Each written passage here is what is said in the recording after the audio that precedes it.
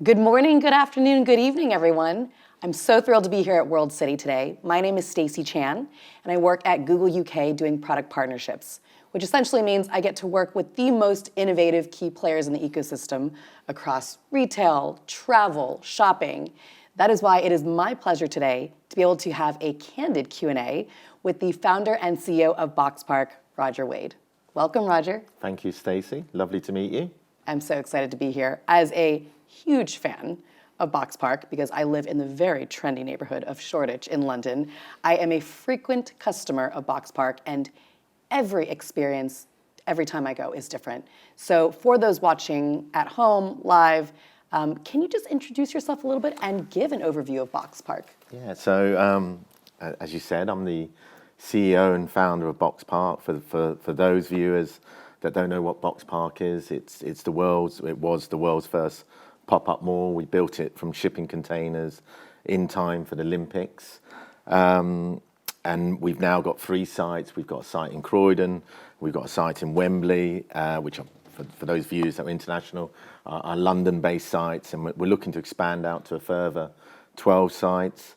In terms of myself, I've been a retail entrepreneur for over 30 years. I started out in a market store and built up my first business, which was a streetwear business called Box Fresh, and literally built it from a market store to selling to about a dozen countries, and built it up to maybe a £20 million business, exited it to Pentland Brands, and was meant to retire when I was 40, and then for some reason started BoxPark, and I've been running that business now for 10 years, and I just did a partial exit 2 weeks ago. So that means you still have 10 more years to go, right, if you plan to retire at 40? I'm not sure. I'm way beyond that. Well, Roger, retail entrepreneur are often not 2 words that I equate as synonymous. So when you were starting out, were you looking to upend retail? What was your mindset when you said, this is the industry I want to head into?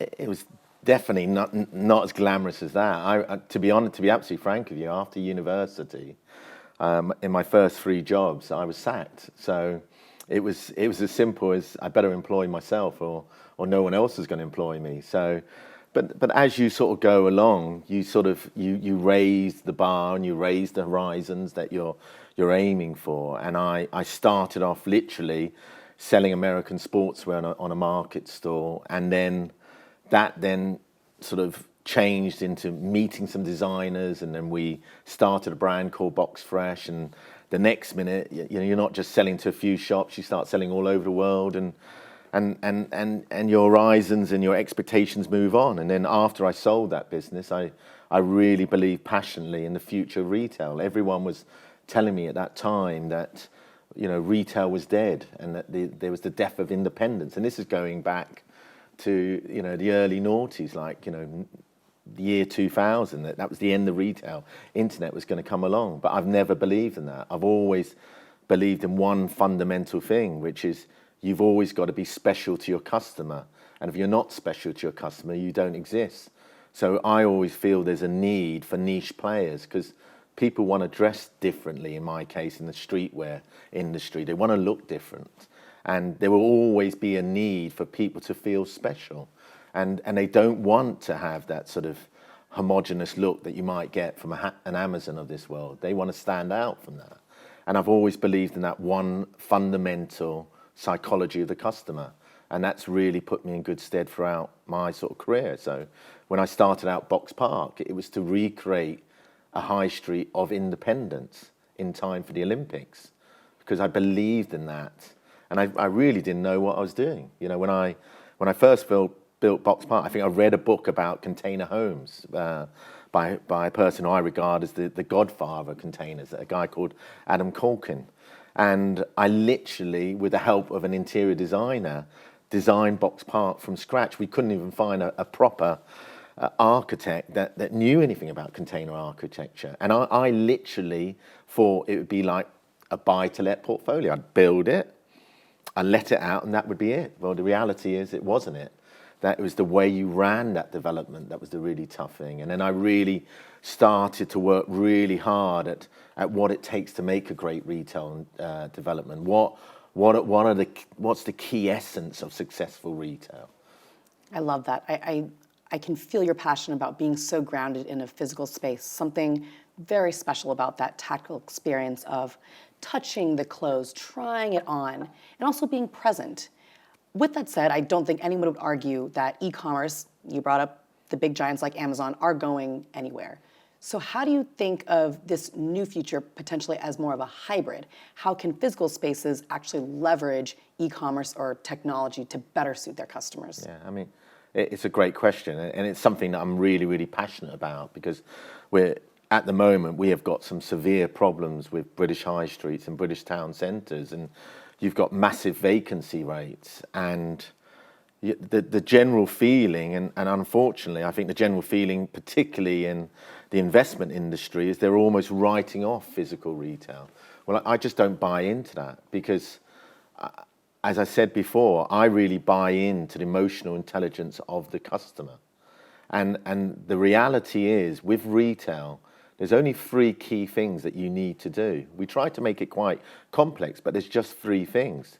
And that is, you've got to be fantastic at content, you've got to deliver great traffic to that content, and eventually you've got to convert that traffic into paying customers.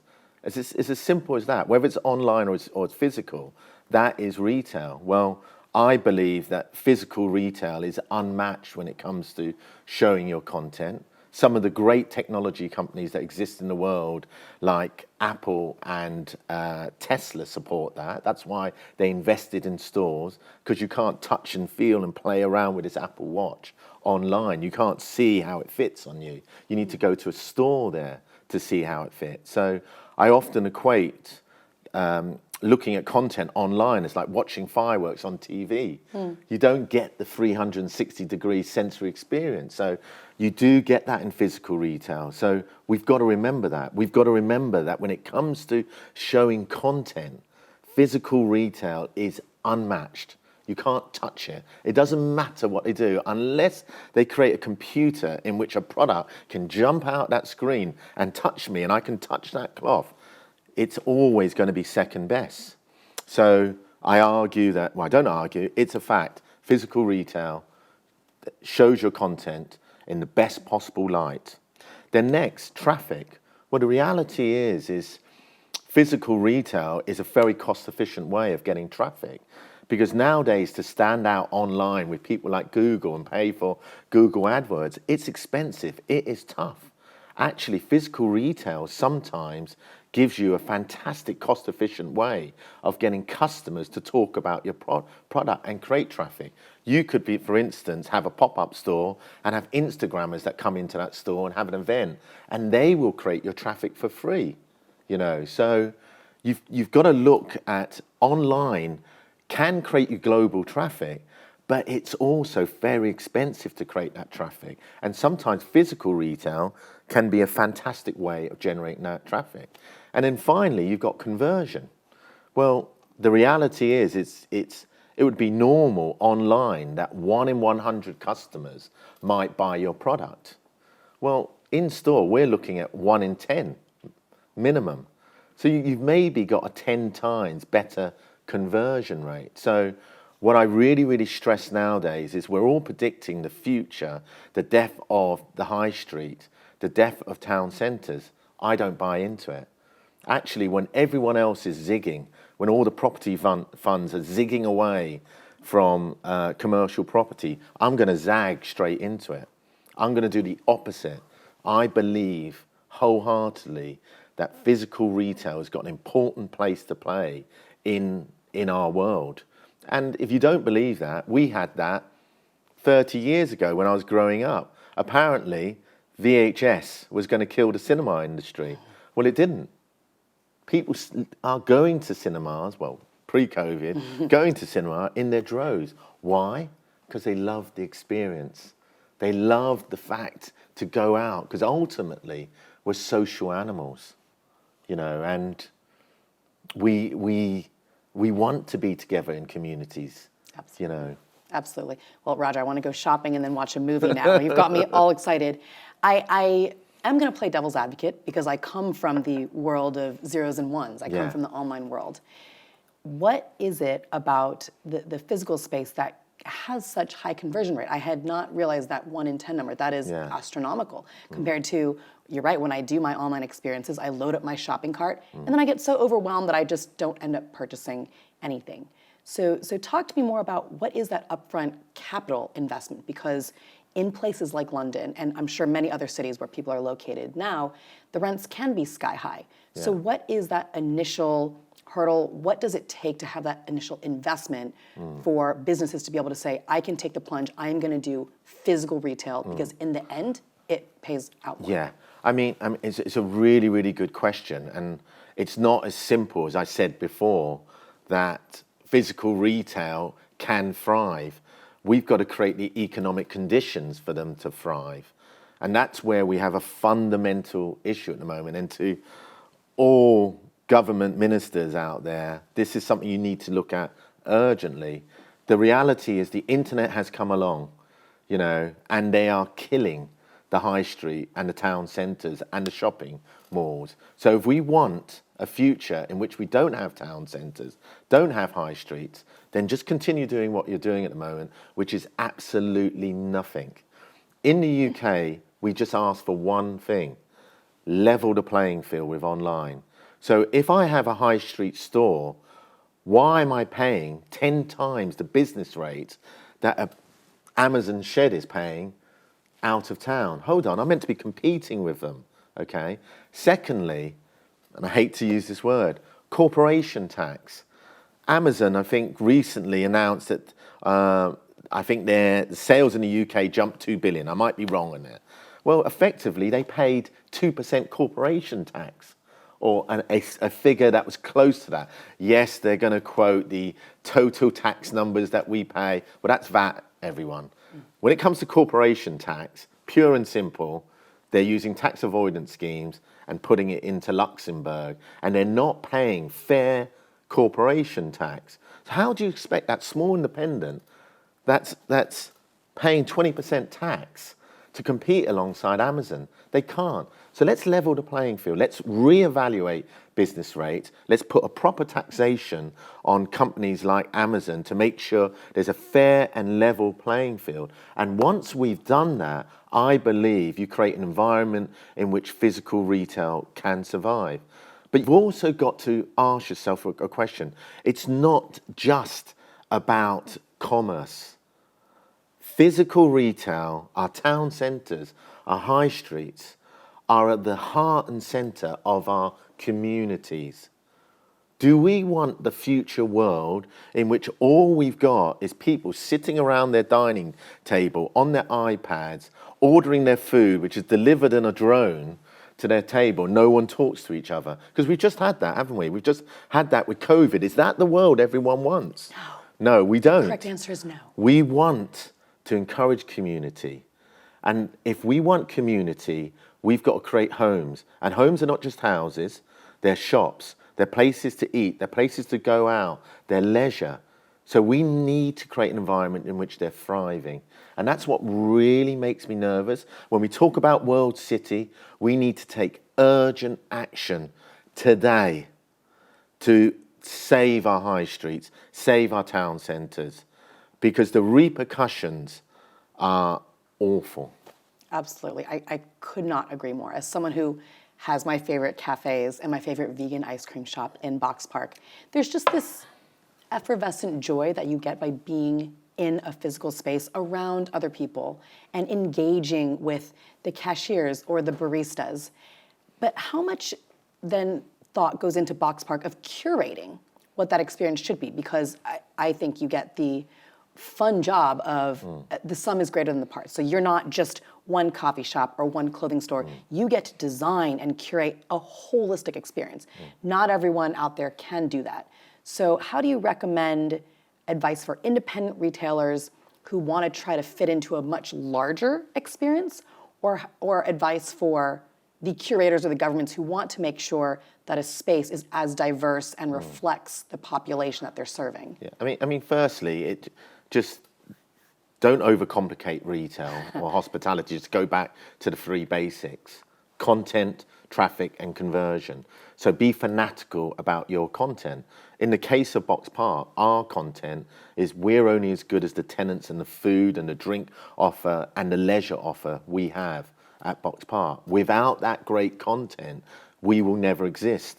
Yes, the actual architecture of Box Park and the environment also is our content. So if you're a retailer or a young independent retailer out there, be fanatical about your content. But the next thing is you can have the best content in the world, but if you don't create traffic to that content, it's just pointless. It's like having a store down an alley. You can be 50 meters pitch off Oxford Street, our famous high street. You might as well be 500 miles because the customer will go by that. So you need to create the relevant traffic. And if you need to create traffic, you need to embrace technology, you know.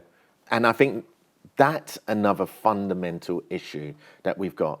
Physical retailers are also to blame for their own downfall. Now, this might not be, you know, I'm not going to sit here and just say physical retail, they're not being given a chance. Yes, they've been hard done by when it comes to taxes and things like that, but they're also not helping themselves. 99% of physical retailers know nothing about their customer. A customer walks into their store, browses around for some reason, even then buys an item, and walks out and they know nothing. Well, imagine if Amazon thought like that. We've got to buy into data. We've got to buy into technology. We've got to not fight against that. So at Box Park, for instance, during COVID, it was mandatory that everyone had to sign up and we had to know all our customers. So we decided to roll out a membership card, which you added to your wallet. It took about 60 seconds at max to put in your wallet. But that meant that we knew every customer then that came to Box Park. And then we suddenly realized the power of that. And we were like, we now know, at last, all of our customers, you know. And it was by chance. It was because of COVID. And then the next minute, we had to do order by mobile, order to the table. So we rolled out this mobile ordering system. And the next minute, we knew what our customers were buying. We never had that data before. People used to go to a bar, buy a pint and come back, or go into a food unit and buy some food and come back. Suddenly, we knew what customers we had and what customers we were buying. Now, after COVID, we were then advised to stop, not stop, but you didn't need to take the data. But we decided we were going to stick at it. So what we did is we combined our loyalty card and our mobile ordering with our membership card. So we then said, look, we'll give you something back now. First you can opt out of being in the membership scheme, so you don't need to get any emails. But if you opt in, you get benefits. Your benefits are every £100 you spend, you get a £10 drinks voucher. Your benefits, every time that we put on an event, say a Box Park fan zone, you've got priority access to that. Your benefits are every now and again, we say to you, look, you've been a really loyal customer, come and have a free drink on us. You know, but how many businesses, how many physical businesses are doing that? So we need to create the technology with people like the Googles of this world that makes physical retail the heart and centered experience. We need to create this omni-channel environment.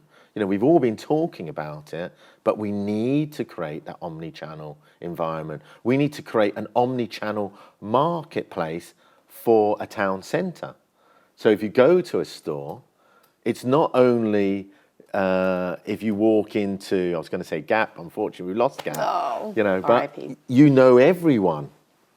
You know, you can go into a store and you can buy everything in the store online as well. So a store becomes like a showroom. I love that. I love that in spite of a global pandemic, which some may have said was the demise of retail, you've actually taken this, learned from it, and found the silver linings. Roger, are there any other pivots or learnings that you see are fundamentally different in a post-pandemic world?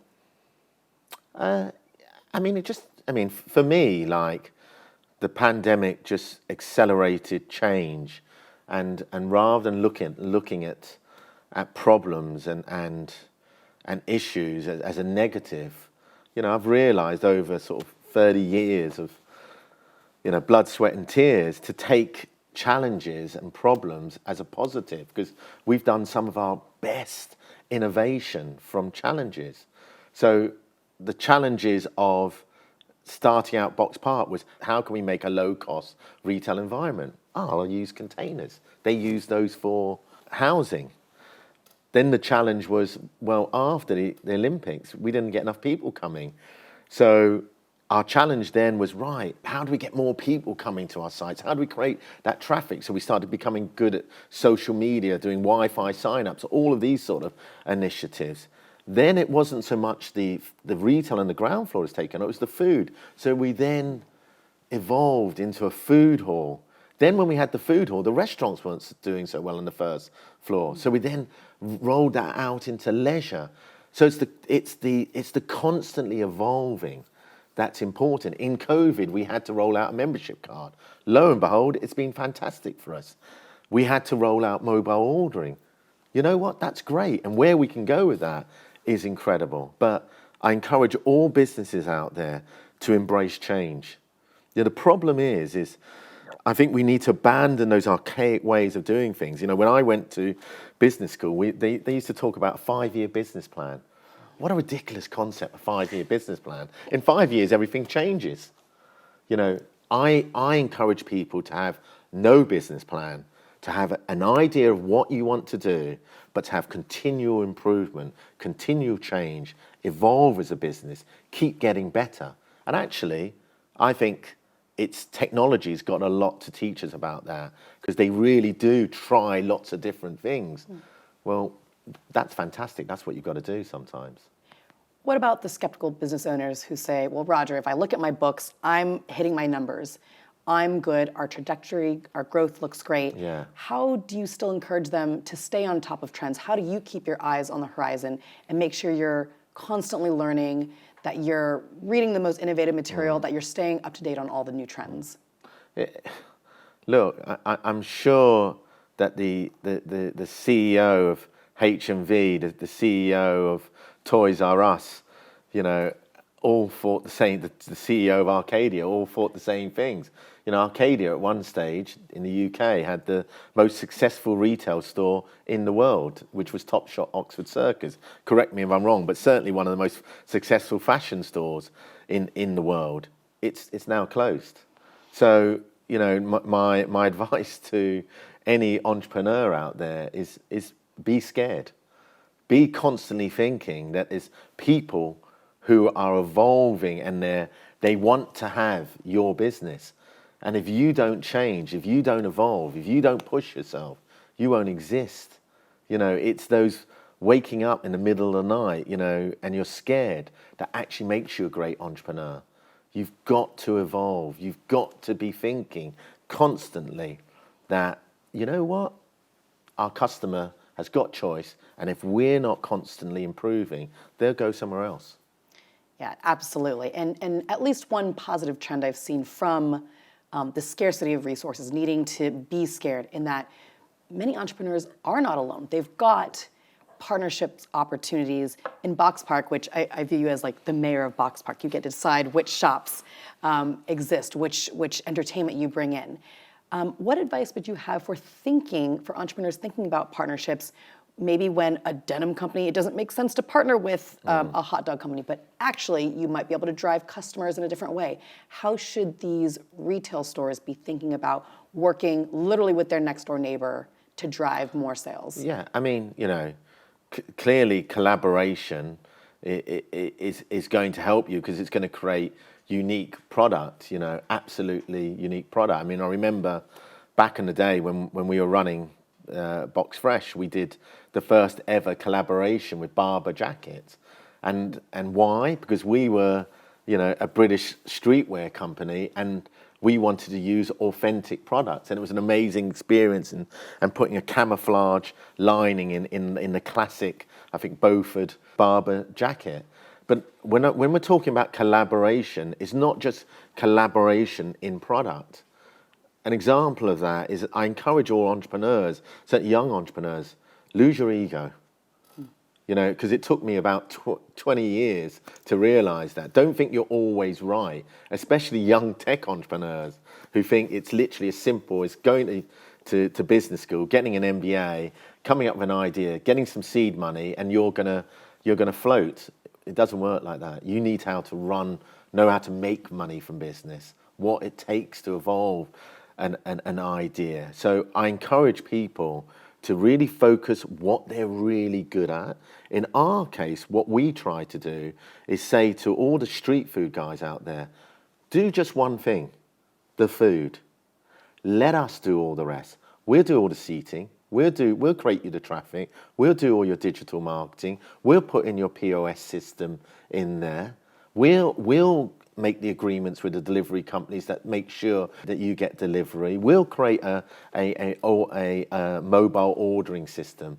Just focus at your content. That's all we want you to do. We'll create the ecosystem around you so that you do well, you know. And I think you've got to realize when you run business, you can't just be good at one thing. You can't just be good at the content. You've got to create that traffic, and you've got to be great at the business end of it, which is converting that traffic into the money. And sometimes getting other people to do that and doing it through collaboration is the right way to do it. These sound like universal lessons, but I do know that we have a global audience. Would you say that this really runs the gamut, that you can actually apply this to every possible entrepreneur, every business in every part of the world, or are there other global considerations that we need to think about?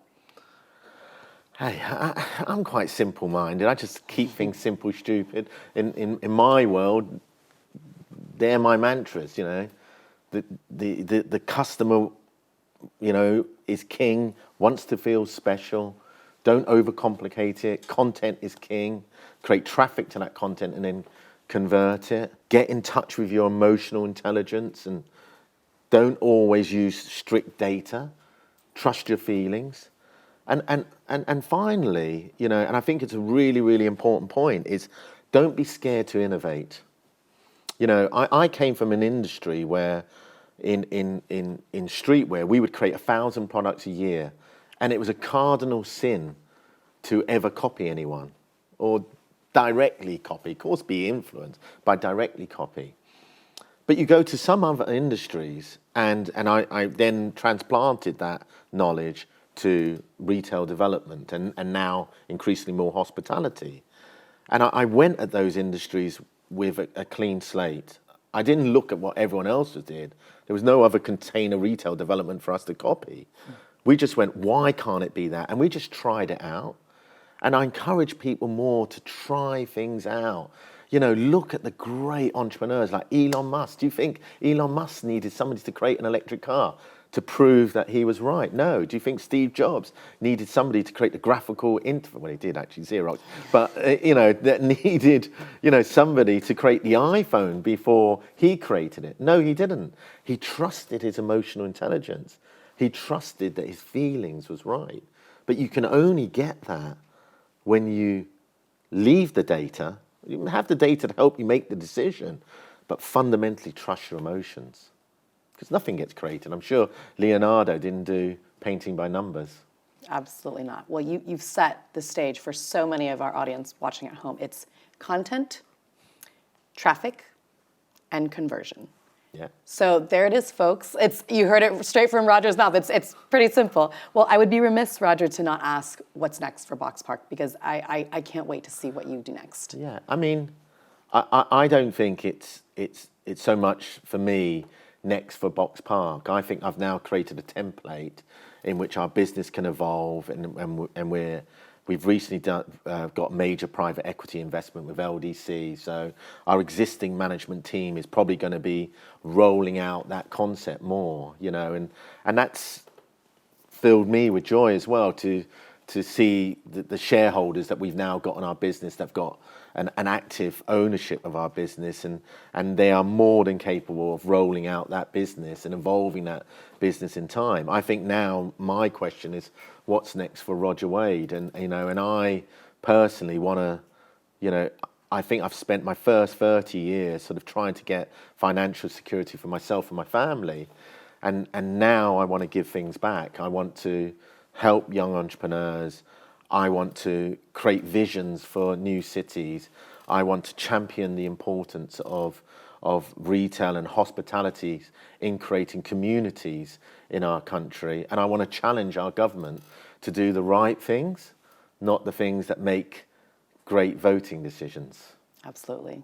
Well, thank you so much, Roger. I think you've turned a retail skeptic into someone very inspired by the future of retail and really a believer in the physical space and in its power to bring people together. So hopefully this also provided inspiration for all of you watching today.